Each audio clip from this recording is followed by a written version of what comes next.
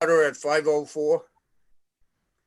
And the first thing I'd like to do is just have Cindy correct the day of the week. It's the right date, but just change that to Wednesday, Cindy.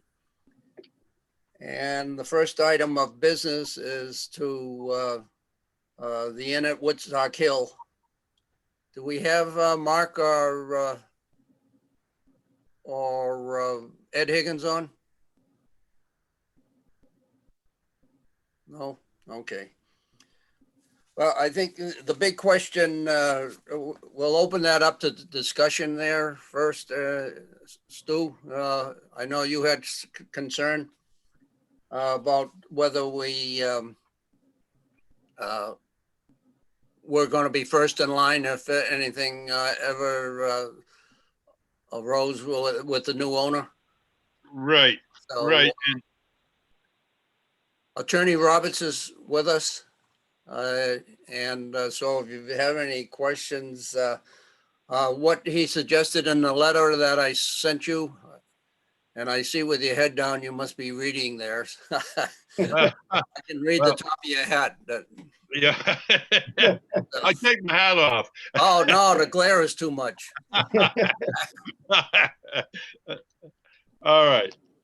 But in his note, he mentions that letter from the from the buyer, saying that she would assume it's the assessment fee and also make the payments, and that would cover us, and then we would have Linda put on a new, as I understand it, we'd have Linda put on a new lien with the amount where she takes it over at, the new owner takes over at, when that happens. Yeah, you can do that. That way, it's kind of on record that the lien's there. But as far as your priority, if they don't make the semi-annual payments, you have the lien rights that are prior to everything other than property taxes. So I don't think you need to worry about that. But if you want to clean up the paperwork, having a letter acknowledging the obligation to make the payments and assuming the remainder of the payments would be a good thing to have. Okay, and the inn actually connected to an existing sewer line that was there, and so they had that connection fee, or and that I'm looking at Section 8, and it sets forth in our policies and procedures on page 8B 2 that let's see, my concern stems, and this is where it's coming from. Let's see, bottom paragraph. For the purpose of this section, residential property refers to property, single family, such as, and non-residential property refers to property and improvements used for any other use included. They had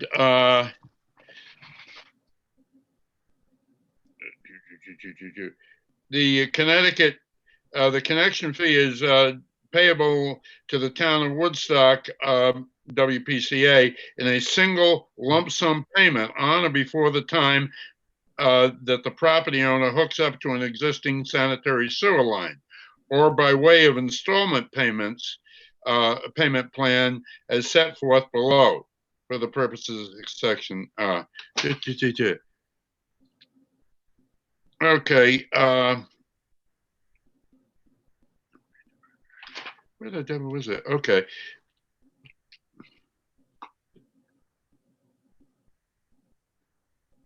What is it? Something from there that you were concerned that?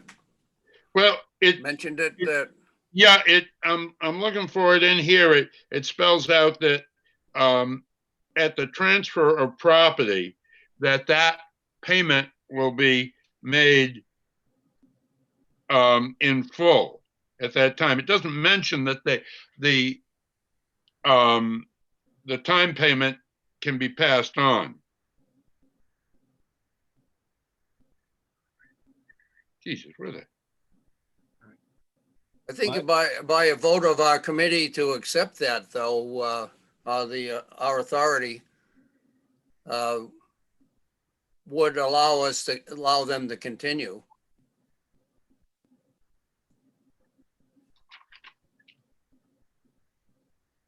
All right.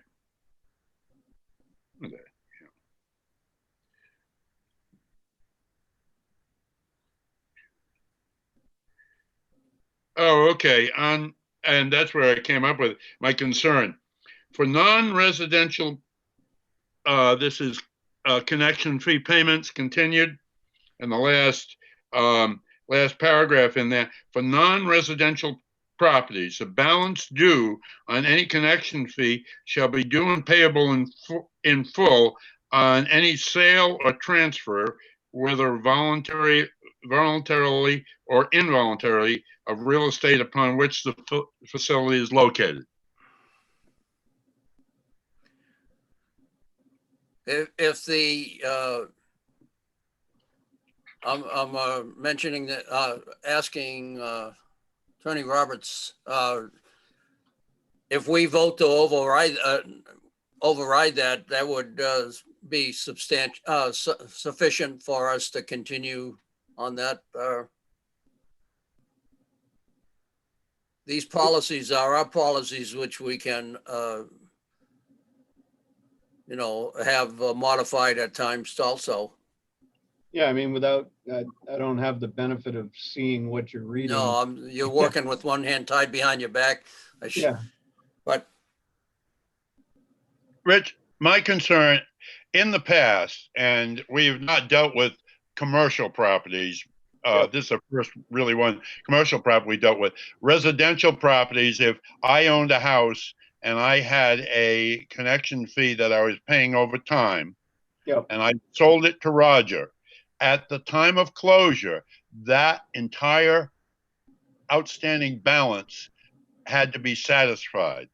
Yeah, I couldn't transfer that time payment to Roger. Okay.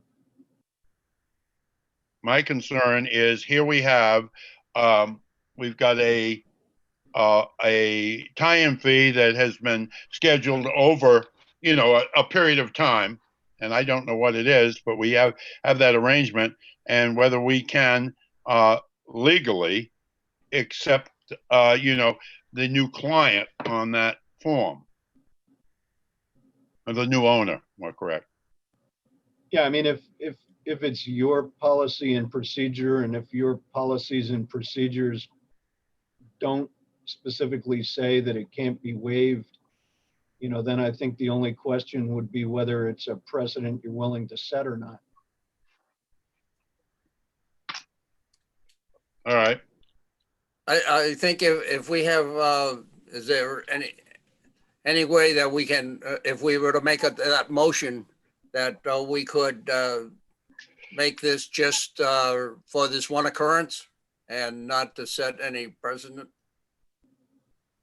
Well, I don't know. I think if we do accept this, then we are setting a precedence, and that if say the new owners of Crabtree had a fee. I know that when Crabtree was sold, the all outstanding payments that were due to the WPCA were satisfied at closing. Yeah, that was that one thing that they owed us was the operating expenses for that 1 year that year that they were in. So yeah, it was a use fee. Pardon? It was a usage. It was fee. a use fee. Yeah. That was their operating expenses, and so they wanted to pay it up to get it off the books and to get out of there. And so the new company, I don't think would be willing to accept that, or let me just say this. I don't have any reason to object to doing this other than we need to be protected for that outstanding amount. It's a lump sum of what, 40 some $1,000. Yep.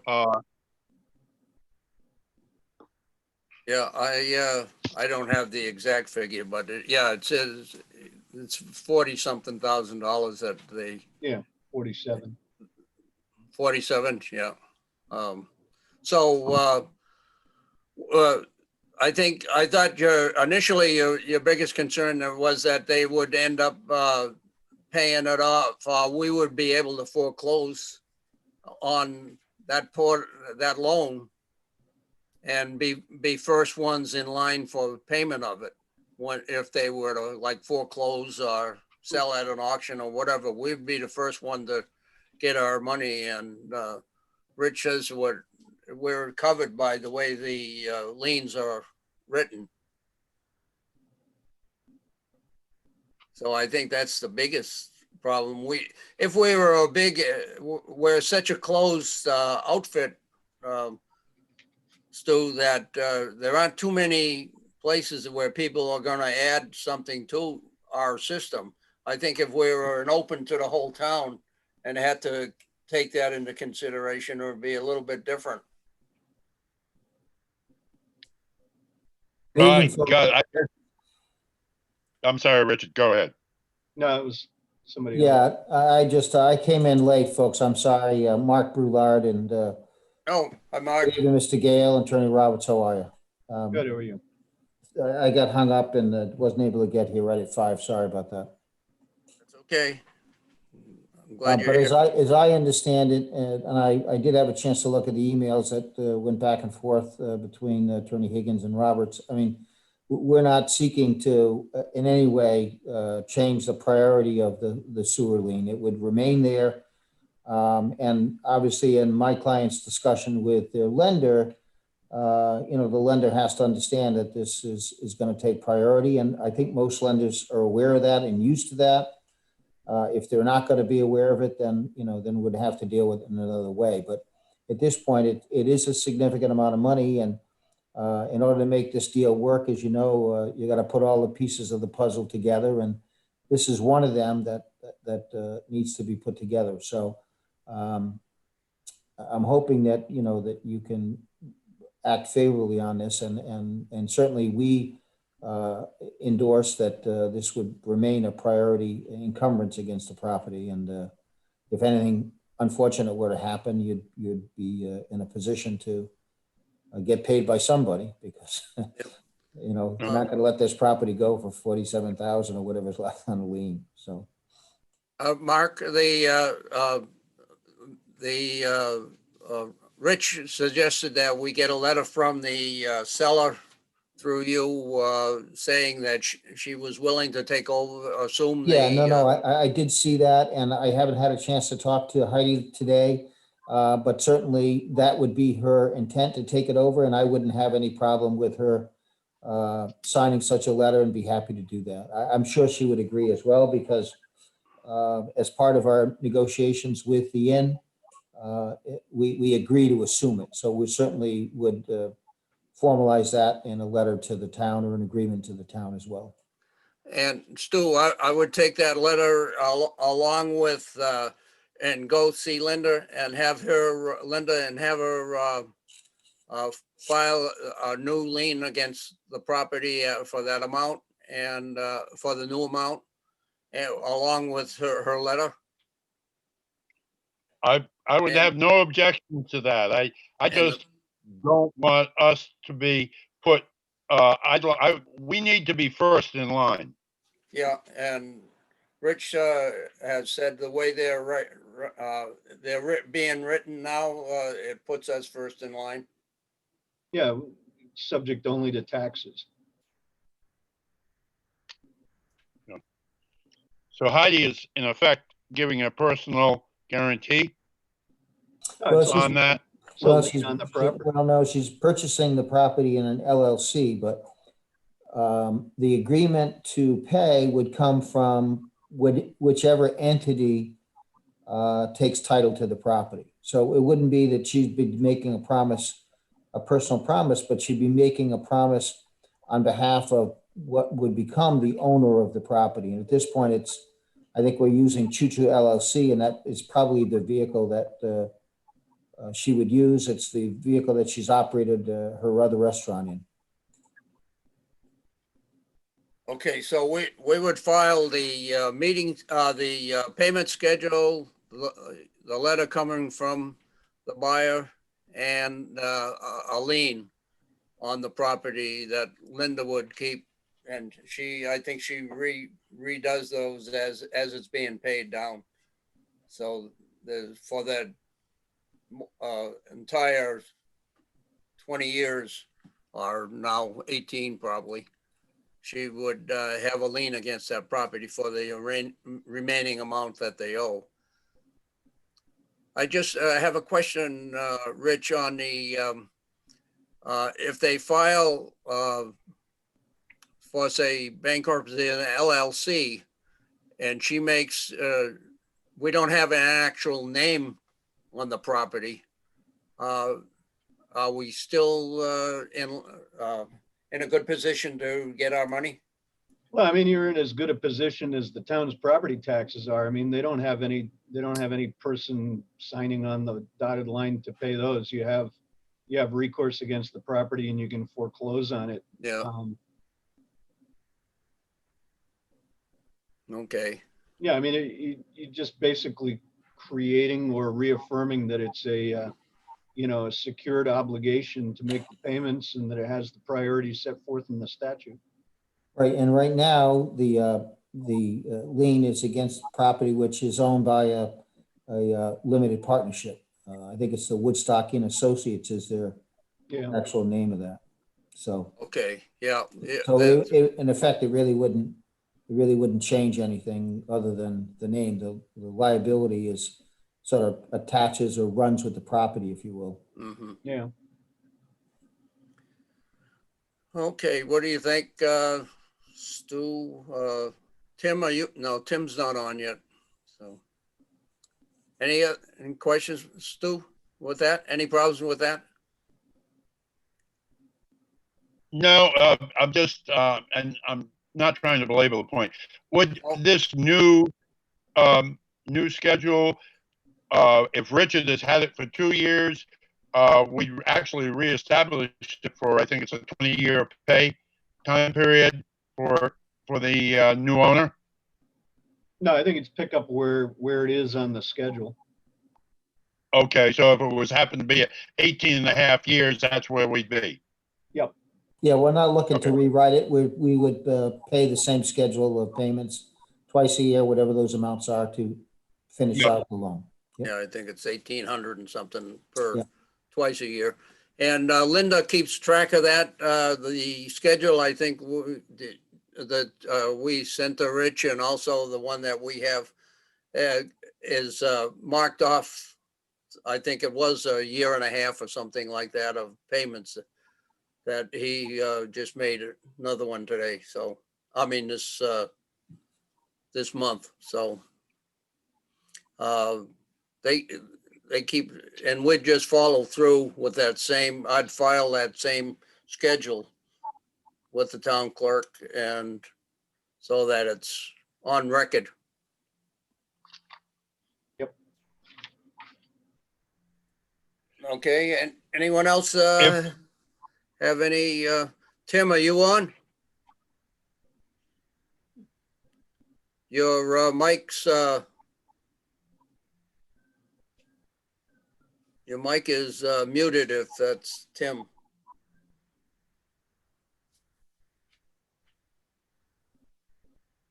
No, can't hear him.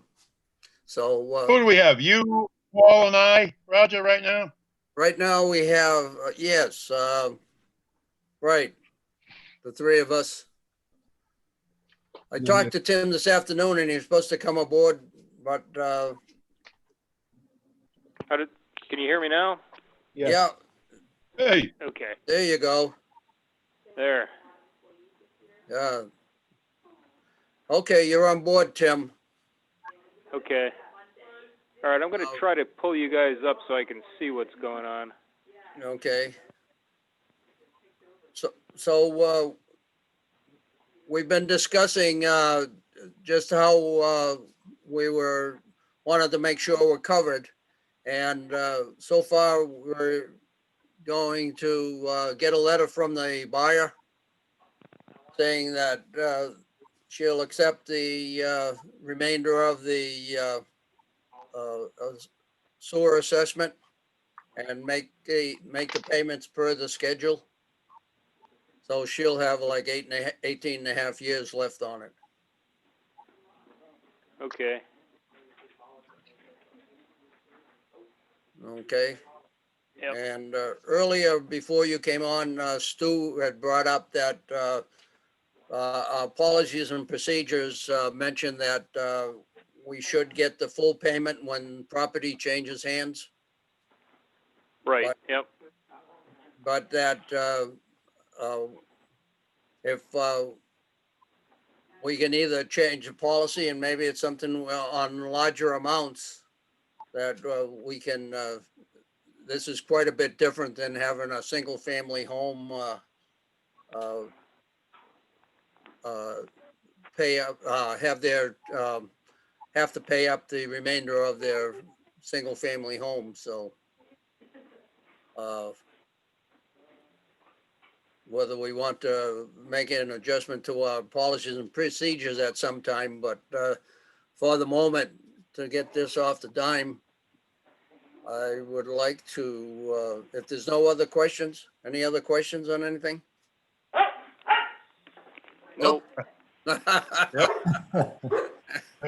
One. Yeah, maybe they have a question. Yeah. Yeah. Okay, I'd like to entertain a motion that we allow the transfer of the sewer assessment to the new property owner,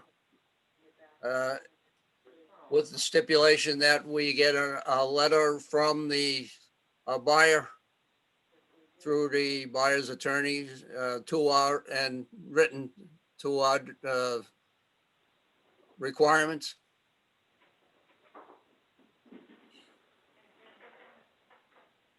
All right, I'll make a motion.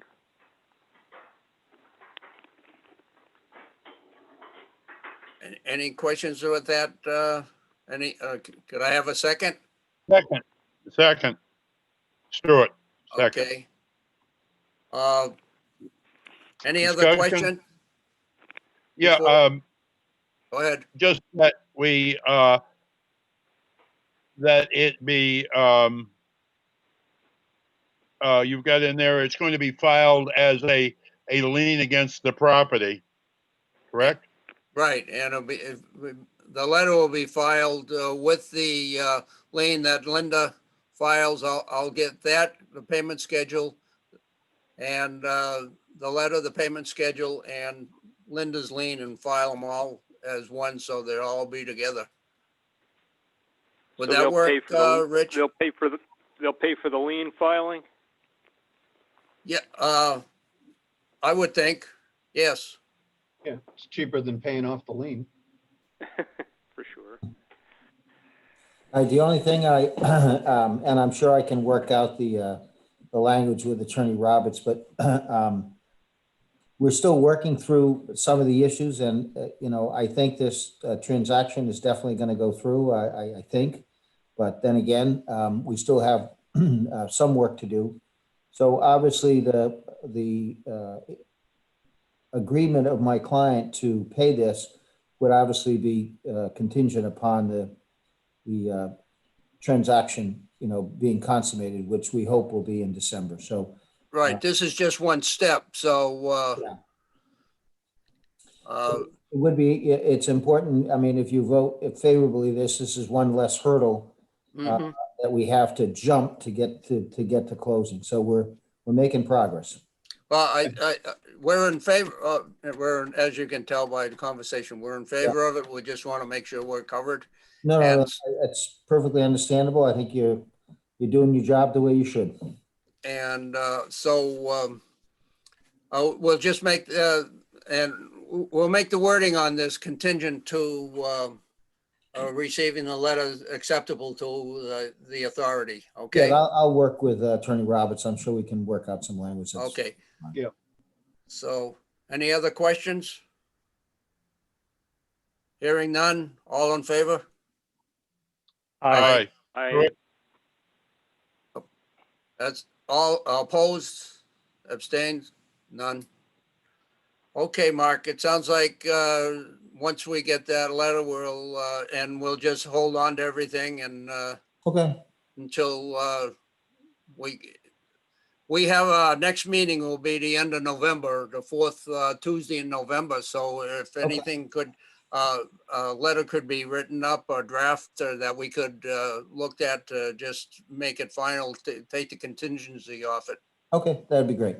And so on behalf of my client, I would like to thank you all for your consideration. We appreciate this, and I think it'll be helpful as we try to move forward with this, and appreciate Attorney Roberts' quick response to the questions that were to him, and hope all had a chance to watch the movie the other night, did you? Yes, I did. I only saw one person on there that that I knew though. Ah, all right. Well, anyway, thanks again. I appreciate it. Thanks, Yeah. Attorney Roberts. Now, Have a good evening. Rich, before you get off, Yep. I will. We have policy and procedure manual that's pretty thick, and I think it'll be good for you to have one of these books. And we've got an extra one, I know, in the office. Okay. So if you're in the town hall or sometime, and Cindy's there from 1 to 6 on Wednesdays.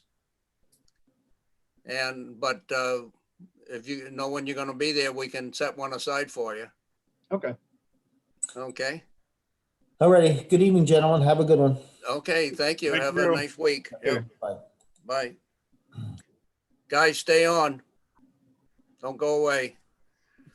Our second item of business is the pump station maintenance on the generator repair. So has everyone had a chance to take a look at the quote?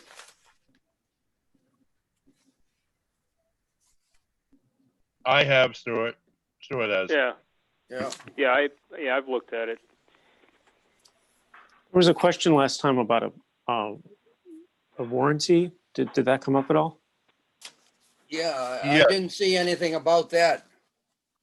Like 60 days Yes, or something, they, wasn't it? 60, 90? Yeah, it was What's that? not very long. It was not very long. It No, was 60 no. or 90 days. 90 days, typically. Yeah, we wouldn't get too many. Yeah, that, I'm sure that's typical, but we sure wouldn't get too much running time unless we had a power outage or for any length of time. It runs for what, 20 minutes a week, Stu? About that. Yep. That. I'm going to offer this up for everybody's consideration. I've discussed this with John Buell, who does the maintenance, has been doing the maintenance on our diesel generator there. And can everybody hear me? Yep. Yeah, you're Yeah. Yeah, Okay. cutting in and out a little bit. Okay. When in telling him that, his first comment was, "Well, God, I can get a rebuilt one for probably $500-700 and going on." So we were, as we talked, but he also pointed out that, or I pointed out that, well, you're going to have to pull it out, and we'd be down for a probably at the minimum of 4 days, at the maximum of a week. And I don't feel comfortable with first being down that long. And he was talking about having the radiator that's in there just rebuilt.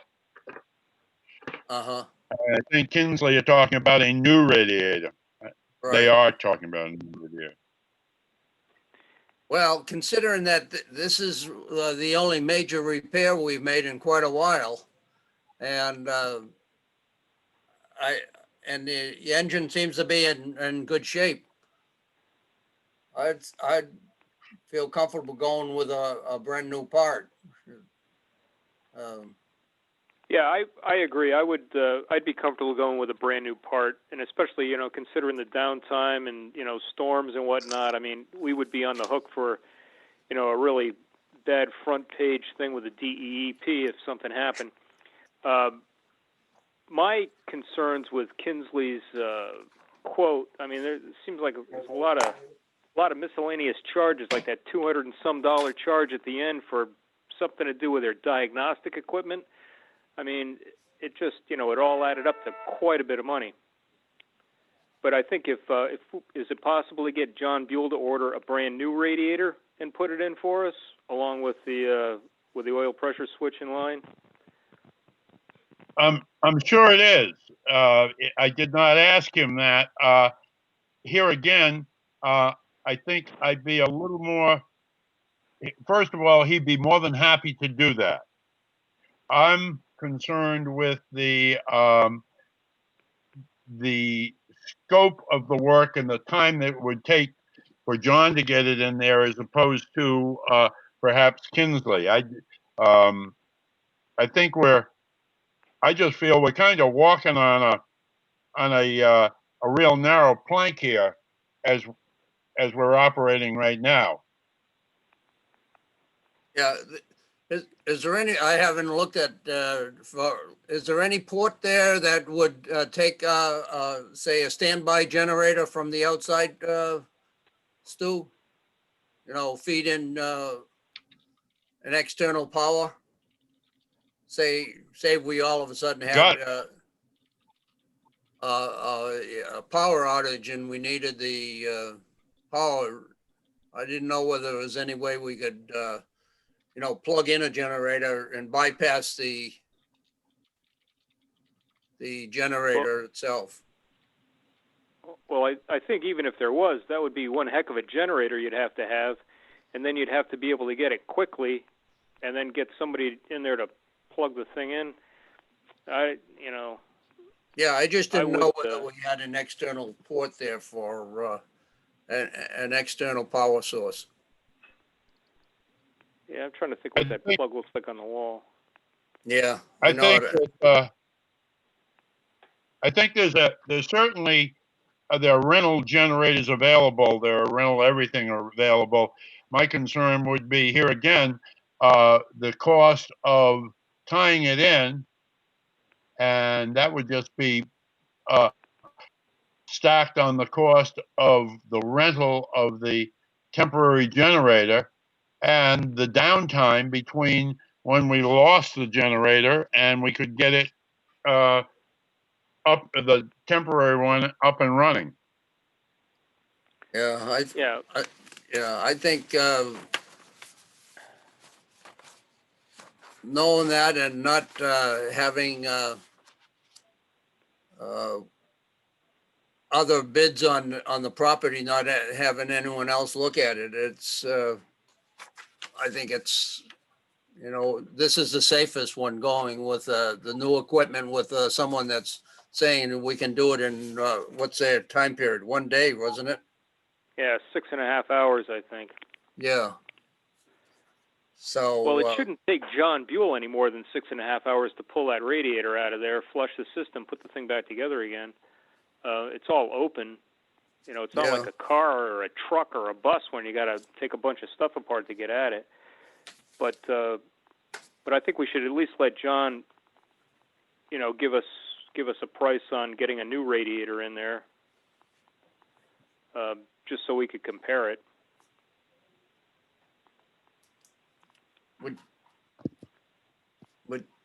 Would you want to talk to him about that, Stu? Or I certainly can. I'm just looking at the estimate now. The price of the radiator on their quote is $980.50, say $1,000. So it's about a third of their total contract price. right?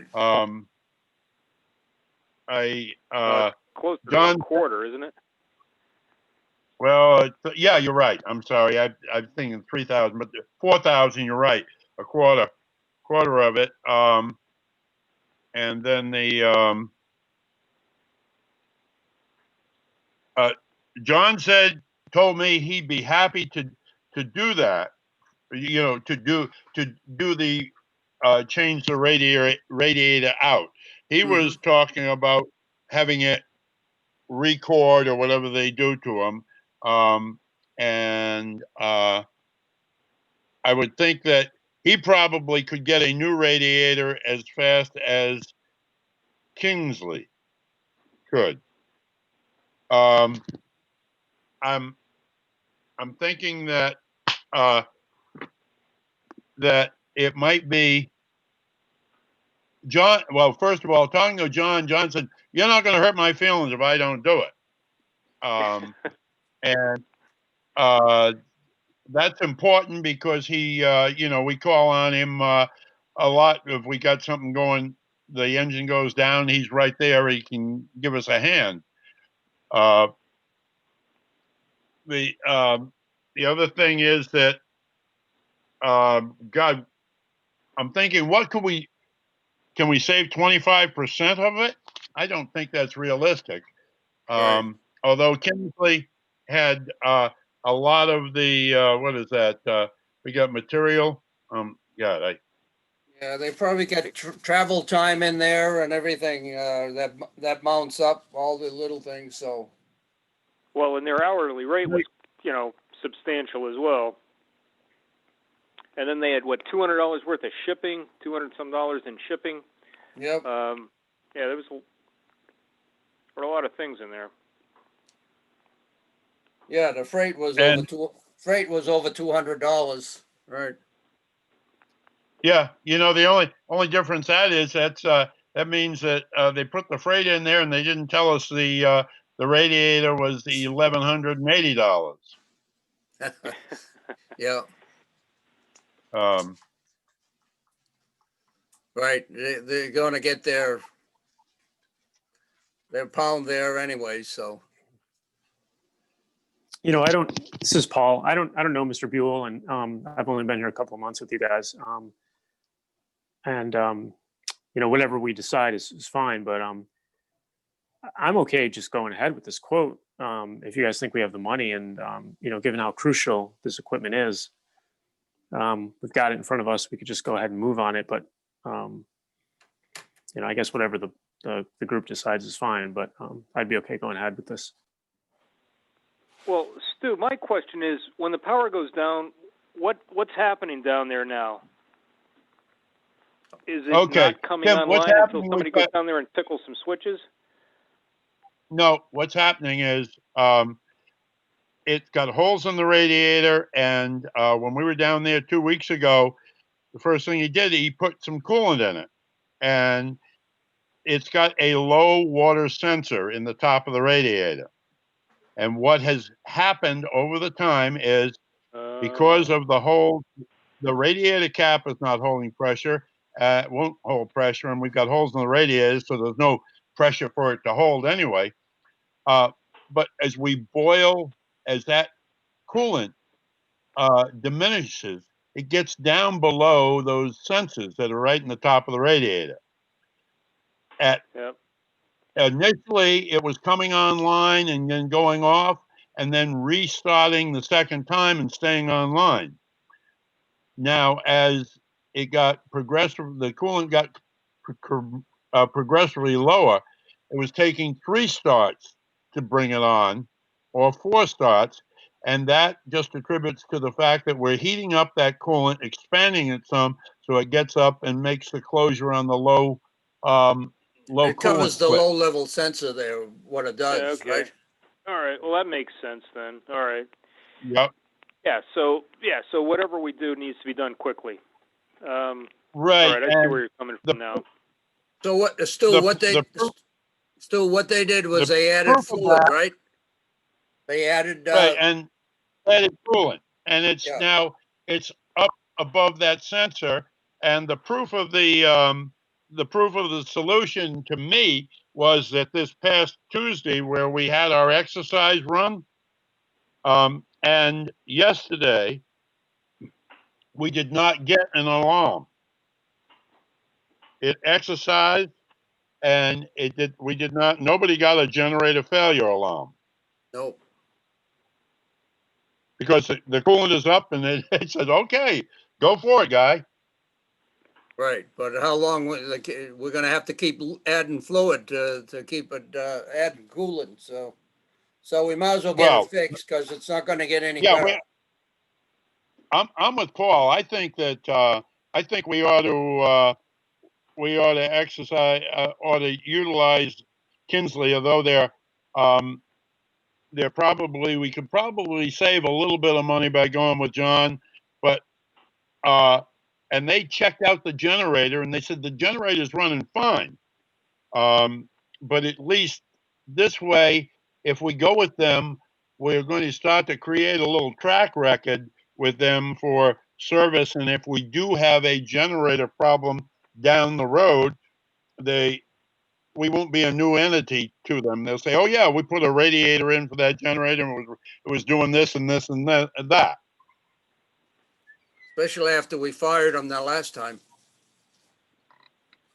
Yeah, yeah, good point. And there's no question that I'm sure we're going to get some pressure from them for a service contract or something. Matter of fact, we've already had quotes from them. But anyway, We'd get, notwithstanding, yeah, we would get that along with John's, when John gets his generators serviced, right? If we got a contract with them? Do, I'm sorry. Oh, John It's my Navarro? understanding. yeah, John Navarro. Okay, all right. He does, It's my understanding that they service both the emergency generator at the town garage and the one at the town hall. yeah, okay. So everyone, any other questions on this, or any other discussion you'd like to have on this? Because I think we've discussed it enough. It's just the price is high, but I think it's sticker shock from only not knowing what to expect. And I don't know who else we'd get in to get a comparable bill from them, but they do all the generators in town, so I think they're a good one to have working with our equipment. So, but I'm prepared to make a motion that we accept the proposal and authorize them to go ahead. okay, can I have a second on that? All right, I'll second that. Okay, Tim. any further discussion? And no more discussion. Okay, all in favor then? All right. Aye. Aye. Opposed, abstain? No one? We're unanimous. Thank you. Okay. I'd authorize you, Roger, to go ahead and contact them and as the chairman and give them authorization to schedule that replacement. Okay, I'll probably just check with you, them, and get a couple of dates, and then find out if there's gonna be someone available to either at least be in town that day to Okay. anything they need, okay? Yep. But Yep. I'll give them a call tomorrow morning. And then I'll forward, have to sign a contract with them and get it down to them. All right. Okay. Great. We're still on pump station maintenance. Yeah. And you had asked our last meeting, you asked about the warranty we get from Pila Yeah, on rebuild. yeah. And he said it's typically a year unless they find a 2x4 or something in the impeller. Okay. When they get down there and they find why it's not working, you mean, they don't nullify, it would nullify the warranty on it, right? So, Right. that's good. The only thing is, we might, if, if we get like 3 back, how many, were these the single horsepower to 25, I mean, the 2 horsepower to 25 horsepower, Stu? No, no, the 2 horsepower pumps are really junk. They, Okay, good, good they're anchors. not worth repairing. Yeah, okay. So that's But on the the, 25 horsepower. on the 15, Oh, okay. that's Yeah. a 15 horsepower. Oh, okay. And I'm trying to pull up that quote. I would, suggest that we have that on our agenda, that perhaps, Cindy can, make sure we all have Peela's quote and, have that on our agenda to take up at our, what is it, the November 24th, is it? Yeah, right. yeah, Okay, Cindy, if you could probably send that out with your information for that meeting. Sure. The package. Yes, I will. Okay, thank you. You're welcome. Let's see. Something, oh, you know, no, while we're on that, that pump at the station, we probably, once we get a rebuilt one back, we ought to put that down in the well and take the older one out. Just so, because if it's yes, and I got, would think that, because if it's got a year warranty, we don't want it sitting around a year and then put it in and find out it's not working. good point. And Good point. I think that so it's just something to keep in We ought- mind. We do, we'll discuss, okay, we'll just discuss that at the November meeting and decide what to do with it, okay? okay. Okay, Cindy, were you ever, just wanted to ask Cindy one question. Were you Yep. able to find the invoice that, on the replacement, that new 15 horsepower pump that we bought? No, I wasn't. I had emailed you. I couldn't Okay. find it in the Pila file, and then you provided me with a different one, right? Waste. Yeah, Williams, Yeah. or the water and waste people. Yep. So I checked And that as well, and I couldn't find anything that was comparable to. Oh. I think you said 7,500 or something along those Yeah. lines. yeah, I just, Yeah, I didn't find I think anything. I think it was 55 or 6,500, wasn't it? was it, 'Cause Tim? I was the one. Yeah. I was the one. Yeah, I was the one who bought those. Oh, okay. Well, let me double check tomorrow when I'm in the office, and I will. I'll see if I can find anything in that price point. Okay, Okay, well, what- that'd be nice to be, you know, and to I know. forget, I think I mentioned to Cindy that I'd look back in the book and I haven't done that to see if I made any notations in the logbook to see if I think I noted when we replaced the pump, so we might be able to at least get some hours, running hours for 0 time for the new pump. All right, Okay, but I'll stop down there tomorrow and take a look at the logbook. Okay, if there's nothing else come before the board, we'll entertain a motion to adjourn. so moved. Second, Oh, second. Yeah. okay, all in favor? Let's go Aye. home. All right. Whoop. Bye. Okay, night, everyone. Have a nice.